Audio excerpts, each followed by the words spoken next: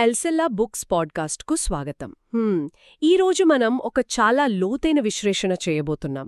ఏంటంటే జే ఓజ్వాల్డ్ శాండర్స్ రాసిన spiritual leadership అంటే ఆధ్యాత్మిక నాయకత్వం అనే ఒక అద్భుతమైన పుస్తకం గురించి మాట్లాడుకుందాం. అవును, ఈ పుస్తకం నిజంగా ఒక మాస్టర్ పీస్ అని చెప్పాలి. కరెక్ట్.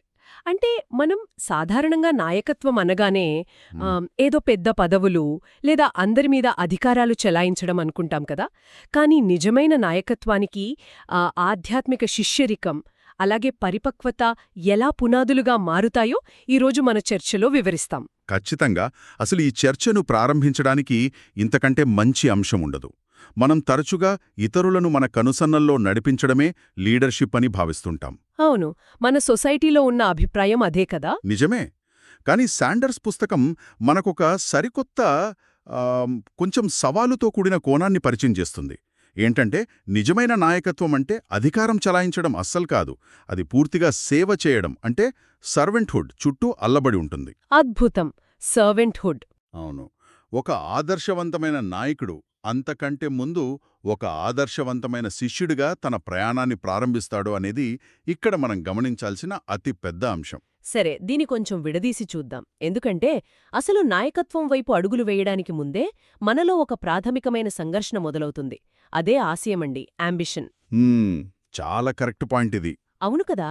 ఇప్పుడు ఆధునిక ప్రపంచంలో ముఖ్యంగా కార్పొరేట్ రంగంలో చూసుకుంటే ఎవరికైనా ఆశయం లేకపోతే వాళ్ళని పనికిరాని వాళ్లుగా చూస్తారు. పైకెదగాలి, ప్రమోషన్లు తెచ్చుకోవాలి అనే ఒక డ్రైవ్ ఉండాలి కదా. ఖచ్చితంగా ఉండాలంటారు. కాని ఇక్కడే ఒక వైరుధ్యం వస్తుంది. ఒకవైపు బైబుల్లో 1 తిమోతి 3.1లో ఏముంటుందంటే ఆ నాయకత్వాన్ని ఆశించడం గౌరవప్రదమైనది అని అపోస్తలుడైన పౌలు చెబుతాడు. అవును. కాని మరోవైపు చూస్తే ఇర్మియా 45.5లో నీకోసం గొప్పవాటిని వెతకవద్దు అని స్పష్టంగా చెప్పబడింది. అసలు ఈ రెంటి మధ్య ఉన్న వ్యత్యాసాన్ని మనం ఎలా అర్థం చేసుకోవాలి? పదవిని ఆశించడం తప్పా ఒప్పా? ఇక్కడ ఆకట్టుకునే విషయమేంటంటే మనం చరిత్రలోనికి, ముఖ్యంగా అపోస్తలుడైన పౌలు కాలంలో ఉన్న పరిస్థితుల్లోకి వెళ్ళాలి. మొదటి శతాబ్దంలో ఒక నాయకుడిగా ఉండటమంటే నేటి కాలంలో లాగా హోదా అనుభవించడం కాదు. అప్పట్లో కార్లు, బంగ్లాలు లేవు కదా. అస్సలు లేవు. పైగా అప్పట్లో ముందుకు రావడమంటే ఆ ప్రభుత్వ కోపానికి మొదటి లక్ష్యంగా మారడమే. అంటే రోమన్ సామ్రాజ్యంలో హింసలు చెలరేగినప్పుడు ముందుగా సింహాలకు వేయబడేది ఈ నాయకులే. బాబోయ్! అంటే ఆ రోజుల్లో నాయకత్వమనేది ప్రాణాలతో చెలగాటమాడే ఒక ప్రమాదకరమైన బాధ్యత అన్నమాట. అవును, అక్షరాలా అదే. మరి అలాంటప్పుడు బలిపీఠం మీద మొదటి వరుసలో నిలబడటానికి ఎవరైనా ఎందుకు ఆశపడతారు? సరిగ్గా అడిగారు. ఆ పరిస్థితుల్లో దొంగనాయకులు లేదా కేవలం పేరుకోసం పాకులాడేవాళ్లు అసలా బాధ్యతలు తీసుకోరు కదా. దేవుని పట్ల, ప్రజల పట్ల అపారమైన ప్రేమ ఉన్నవారు మాత్రమే దాన్ని ఆశిస్తారు. అందుకే పౌలు దానిని గౌరవప్రదమైన ఆశనన్నాడు. ఓహో, అంటే ఉద్దేశం అది అన్నమాట. అవును. కాని నేడు పరిస్థితి మారిపోయింది. ఇక్కడే బిషప్ స్టీఫెన్ నీల్ చెప్పిన మాటలు మనం గుర్తుచేసుకోవాలి. సాధారణ కోణంలో ఆశయమనేది ఎప్పుడూ పాపభూయిష్టమైనదే అని ఆయన హెచ్చరించారు. ఇది వింటుంటే నాకు శామ్యూయల్ బ్రెంగిల్ చెప్పిన మాటలు కూడా గుర్తొస్తున్నాయి. ఆయనేమన్నారు? ఆయనేమన్నారంటే చరిత్ర ఎప్పుడూ మనుషుల హోదాలను పట్టించుకోదు, కేవలం వారి పనుల నాణ్యతను, మనస్సును మాత్రమే గుర్తుంచుకుంటుంది అని. వావ్! అద్భుతమైన మాటది. అంటే మనం ఏ స్థానంలో ఉన్నామన్నది కాదు, మన క్యారెక్టర్ ఎలాంటిది అన్నదే ముఖ్యం. దేవుని ప్రణాళికలో ఎమడాలనే ఆశయం ఎలా ఉంటుందో ఎస్డి గార్డాన్ ఒక ఉదాహరణ చెప్పారు. ఎలాంటి ఉదాహరణ? అది ఒక నార్త్ స్టార్ లేదా దిక్సూచి లాంటిదట. ఒక నౌక సముద్రంలో వెళుతున్నప్పుడు దట్టమైన పొగమంచు లేదా తుఫాన్లు వచ్చినప్పుడు నావికులకు ఏది దారి చూపుతుంది? ఖచ్చితంగా దిక్సూచి మాత్రమే. అవును. దేవుని చిత్తమనే ఆశయం కూడా అలాంటిదే. మన చుట్టూ పరిస్థితులు భయపెట్టినా అది మనకు దారి చూపుతుంది. దీనికి best example count Nicholas von Zinzendorf జీవితం. ముందు నిలబడి ఏమన్నాడో తెలుసా? నాకు ఒకే ఒక్క అభిరుచి ఉంది, అది ఆయన మాత్రమే అని ప్రకటించాడు. వావ్! ఆ ఆశయంతోనే ఆయన మొరేవియన్ మిషనరీలను నడిపించాడు. ఇది నిజంగా ఆలోచింపచేసే విషయం. అంటే సరియైన ఆశయం ఉండటం ముఖ్యం.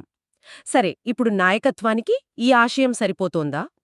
అంటే ఒక వ్యక్తి ఎలా సిద్ధపడాలి? ఇక్కడే మనం రెండో అంకంలోకి వస్తున్నాం. అదే ఆదర్శవంతమైన శిష్యురికం. ఒక గొప్ప నాయకుడు ఆకాశం నుండి ఊడిపడడు, ఒక శిష్యుడి స్థాయి నుండి ఎదుగుతాడు. బైబిల్ నిర్మాణం చూడండి, పాత నిబంధన ఎలా ముగుస్తుందో తెలుసా? పాత నిబంధన మలాకీ గ్రంథం కదా శాపం అనే పదంతో ముగుస్తుందనుకుంటా. ఖచ్చితంగా. కాని కొత్త నిబంధనలో క్రీస్తు మొదటి ప్రసంగం, అదే పర్వత ప్రసంగం, ధన్యులు అనే పదంతో మొదలవుతుంది. ఇక్కడే ఇది చాలా ఆసక్తికరంగా మారుతుంది.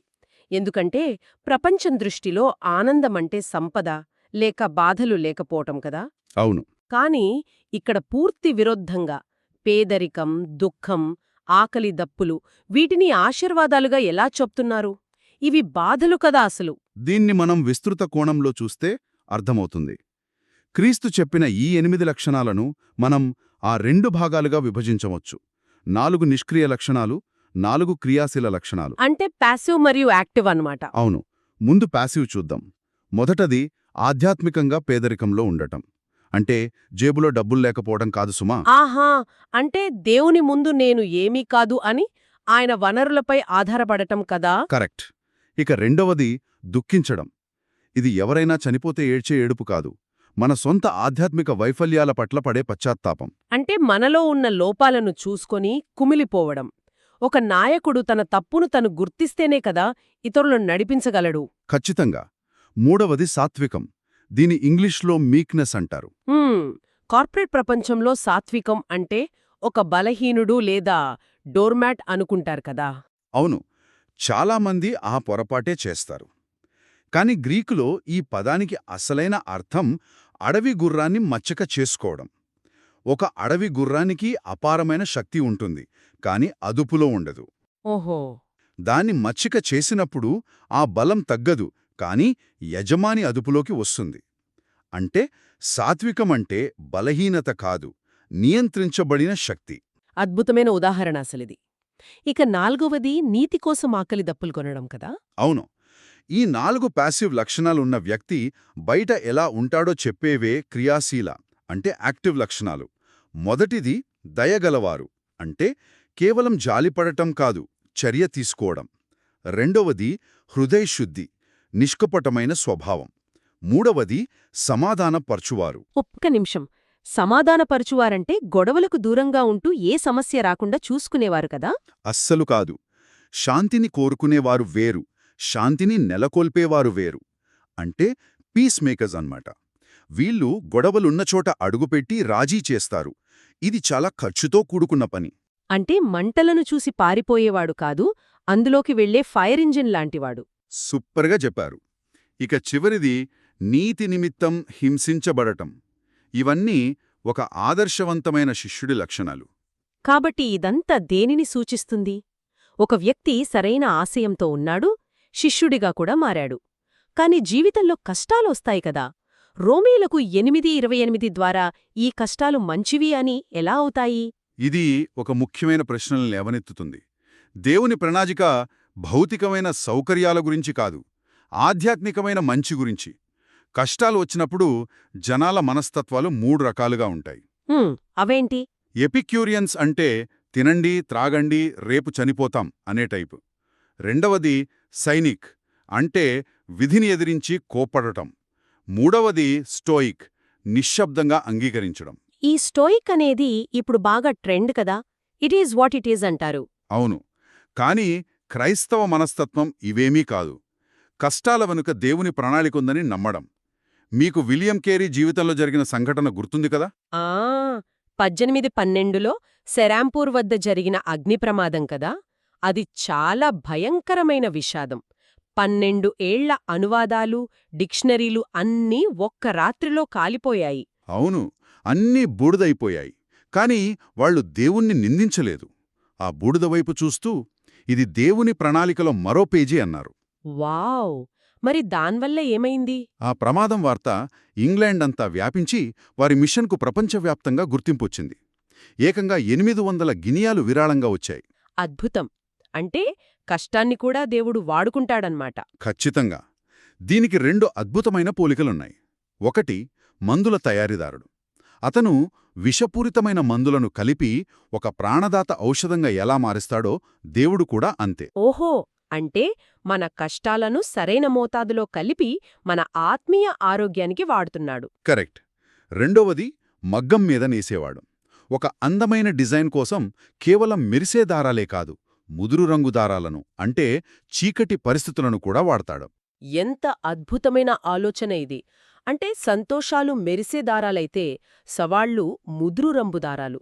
అవును, ఆ రెండు కలిసినప్పుడే ఒక గొప్ప క్యారెక్టర్ బయటకొస్తుంది. సారాంశమేంటంటే నిజమైన నాయకత్వం అనేది ఇతరులకు సేవ చేయడం ద్వారా వ్యక్తమవుతుంది.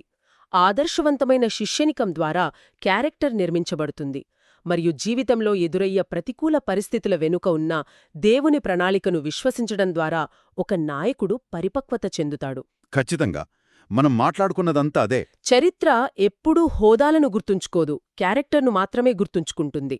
మరి ప్రస్తుతం ఎదురవుతున్న కష్టాలు, సవాళ్లు, జీవితమనే అందమైన వస్త్రంలో అల్లబడుతున్న ఏ ముదురు రంగు దారాలు కావచ్చు. ఇది మనమందరం ఆలోచించాల్సిన విషయం. నిజమే, చాలా లోతైన ఆలోచన ఇది. విన్నందుకు ధన్యవాదాలు. మరియు మరిన్నింటి కోసం మా ఛానల్కు సబ్స్క్రైబ్ చేయండి. ఈ పుస్తకాన్ని పొంది చదవడానికి ప్రయత్నించండి. ఆశీర్వదించబడండి. నెక్స్ట్ టైం కలుద్దాం.